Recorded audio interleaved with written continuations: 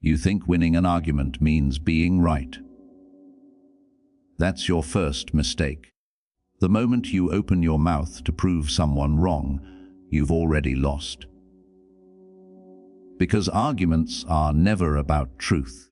They're about power, control, and the illusion of dominance.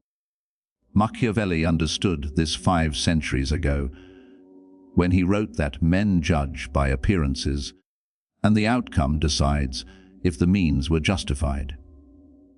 He wasn't talking about morality. He was talking about reality, the raw, unfiltered mechanics of human interaction, where the person who speaks last isn't the winner. The person who makes the other feel small, confused, or irrelevant is.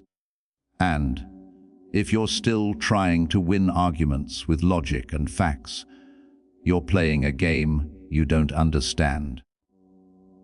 You're bringing a knife to a psychological gunfight. Let me tell you what happens in the mind of someone who truly masters confrontation. They don't argue. They dismantle. They don't raise their voice. They lower the temperature until the other person is standing in a room they no longer recognize.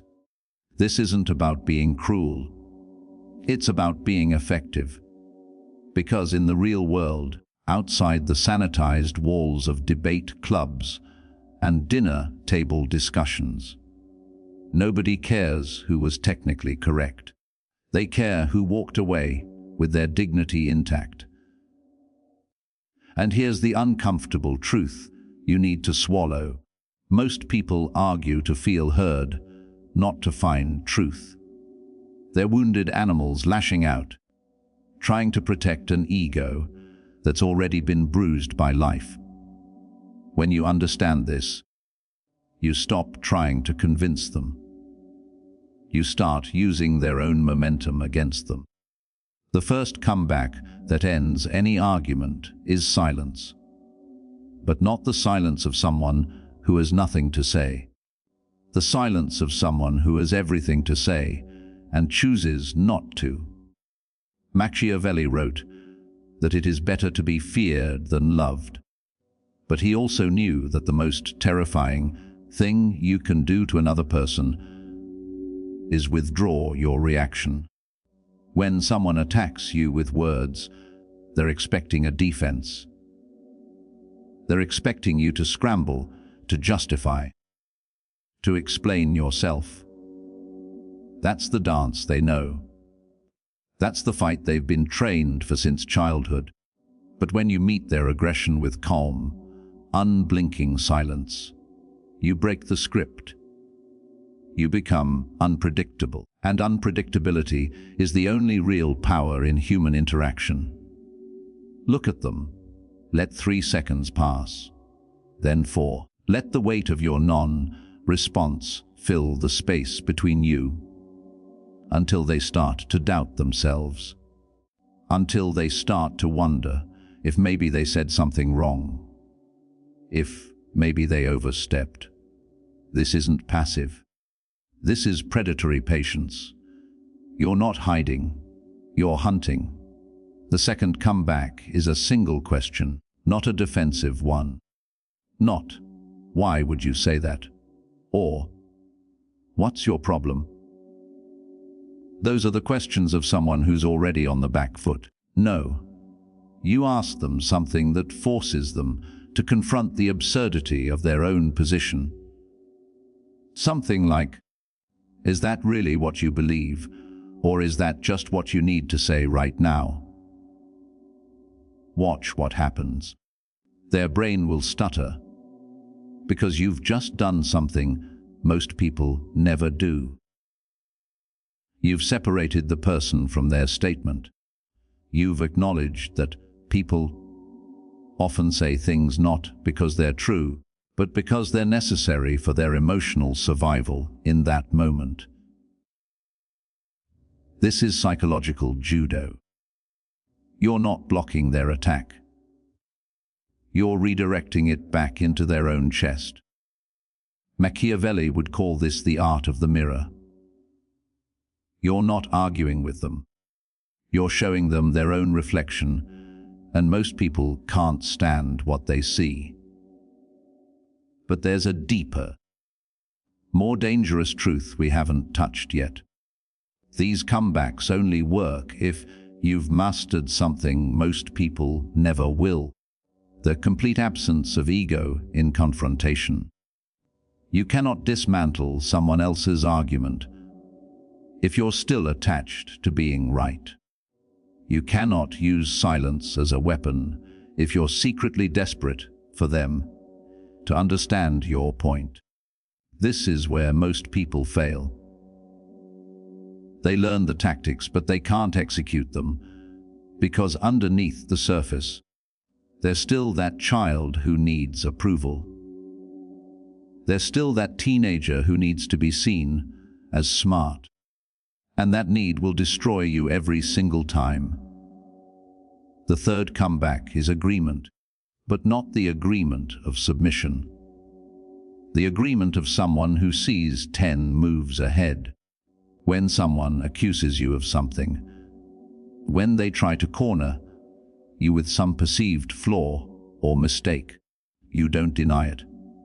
You own it. You expand it.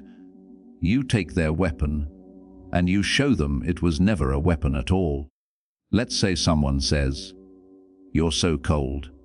You don't care about anyone but yourself." The amateur response is to defend, to list all the ways you've been kind, all the sacrifices you've made.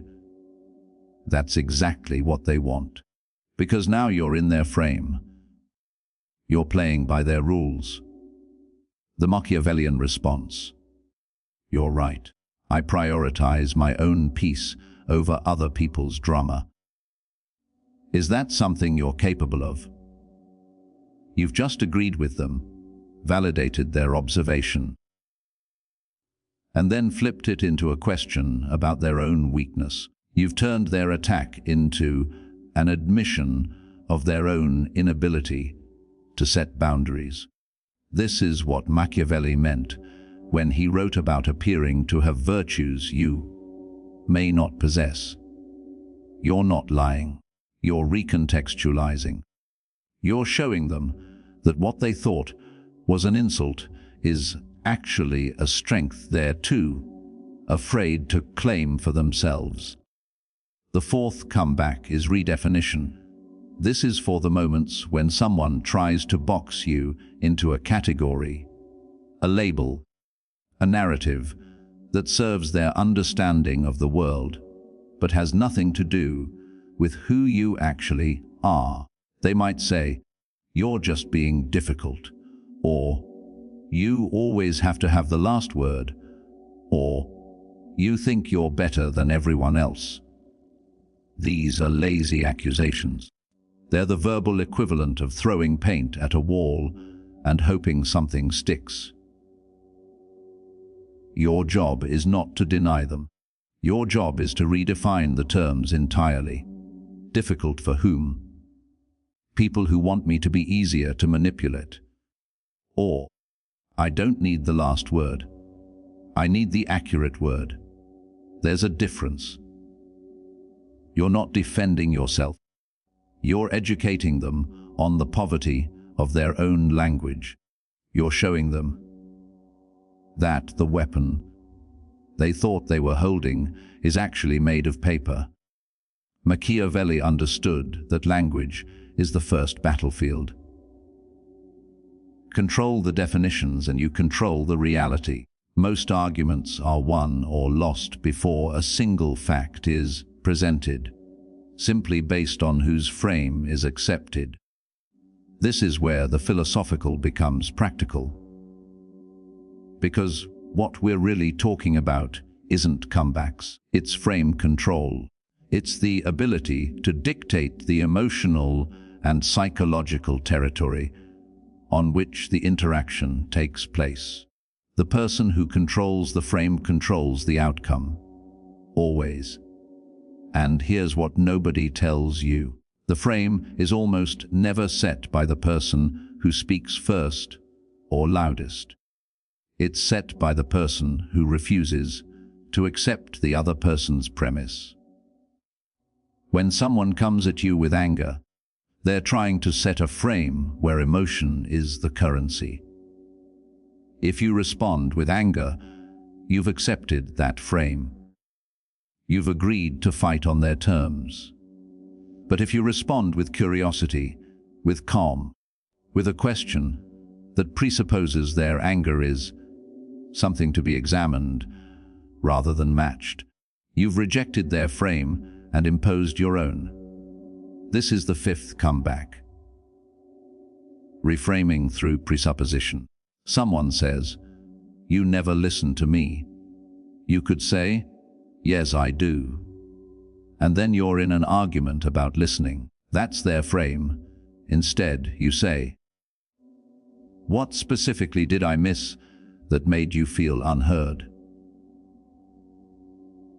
You've just presupposed that their feeling is valid, but you've also shifted the burden of specificity onto them. Most accusations are vague because specificity would reveal the weakness of the argument. When you force someone to be specific, one of two things happens. Either they realize their accusation was overblown and they back down, or they provide specific information that you can actually address. Either way, you've taken control. This isn't manipulation. This is clarity. Machiavelli wrote that the wise man does at once what the fool does finally. The fool eventually realizes he was arguing against a phantom. The wise man never lets the phantom materialize in the first place. But there is something even more powerful than any of these techniques, and it's the one thing most people will never cultivate because it requires pain. It requires the complete destruction of your need to be understood. Listen carefully. The reason most arguments feel so terrible, the reason they leave you drained and frustrated, is not because the other person is unreasonable. It's because you're still trying to make them see your perspective. You're still holding on to the hope that if you just find the right words, the right tone, the right example, they'll finally get it. They'll finally understand. And that hope is killing you. Because most people don't want to understand you. They want to discharge their anxiety. They want to feel right. They want to win. And as long as you need them to understand you, you're giving them a hostage they can torture forever. The sixth comeback is withdrawal of investment, not physical withdrawal. Emotional withdrawal. You stay in the conversation, but you stop caring about its outcome. You stop trying to convince them. You stop trying to be right. You become an anthropologist studying a strange ritual. You watch them argue with themselves. You let them run out of steam. Because here's what happens when you stop feeding an argument, it dies. Arguments need two people who care about the outcome. The moment you genuinely stop caring, the argument becomes a monologue. And nobody wants to monologue to an audience that's clearly unaffected. This is the ultimate Machiavellian move. You're not fighting back. You're not running away. You're simply refusing to participate in a game that was rigged from the start. And the beautiful thing about this approach is that it's completely invisible to the other person. They can't call you out for it. They can't say, "Hey, you stopped caring about this argument." Because the moment they do, they've admitted the argument was never about truth. It was about getting a reaction from you. Now we arrive at the seventh and final comeback, and it's the one that will separate you from 99% of people who think they understand power dynamics. It's agreement with amplification to the point of absurdity. This is for the person who won't let go. The person who keeps pushing, who keeps needling, who keeps trying to get under your skin. They say something like, "You're arrogant. You don't deny it. You don't reframe it. You amplify it beyond all reasonable proportion. You're absolutely right. I'm so arrogant, I'm surprised you even dared to speak to me. In fact, I'm shocked the universe allows someone of my self-regard to exist in the same dimension as ordinary mortals." You've just made their accusation so ridiculous that they can't continue with it.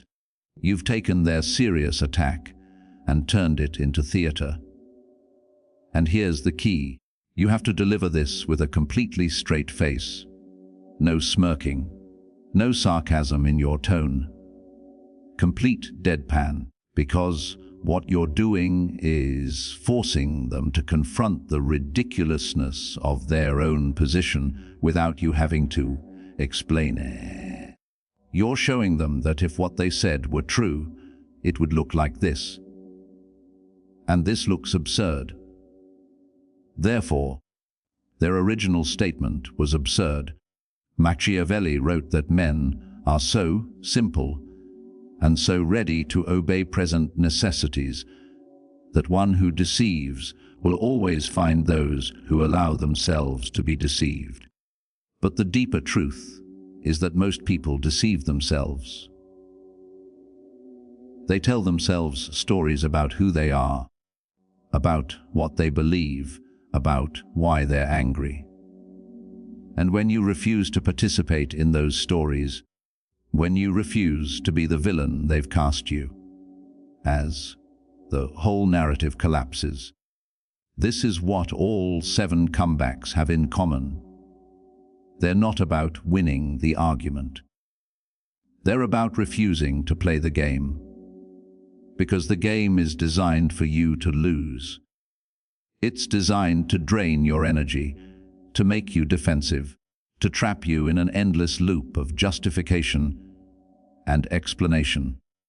The only winning move is to recognize that the game exists and to opt out entirely. Think about the last argument you had. Really think about it. What were you actually fighting about? Was it the dishes? The comment they made? The thing they forgot? Or was it something deeper? Was it your need to be respected? Your fear of being taken advantage of? Your anxiety about whether you matter? Most arguments are proxy wars. They're not about the stated topic. They're about unresolved wounds and unmet needs that neither person wants to acknowledge. And the tragedy is that even if you win the argument about the dishes, you haven't addressed the real issue. You've just postponed the next fight.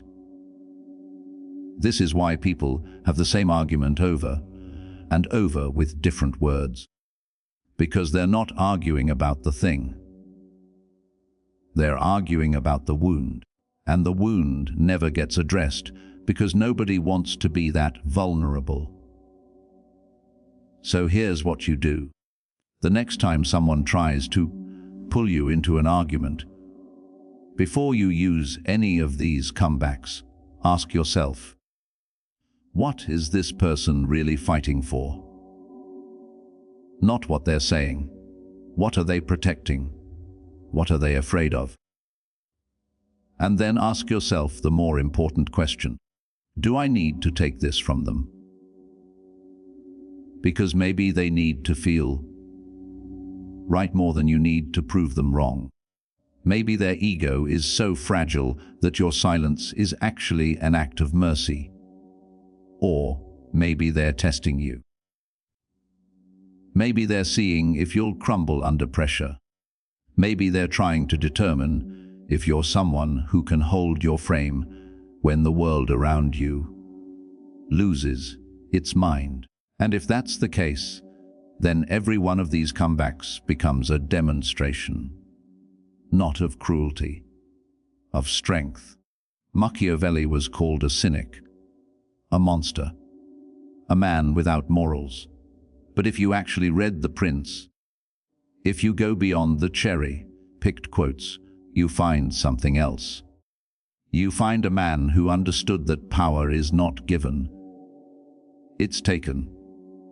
You find a man who knew that the world is not fair, and that pretending it is fair will only make you a victim. He wasn't teaching people to be evil. He was teaching them to be effective. He was saying, if you're going to play the game of human interaction, at least understand the rules. At least know what you're up against. And the rule is this: people are not rational. They're emotional. They're driven by fear and insecurity and the desperate need to feel significant.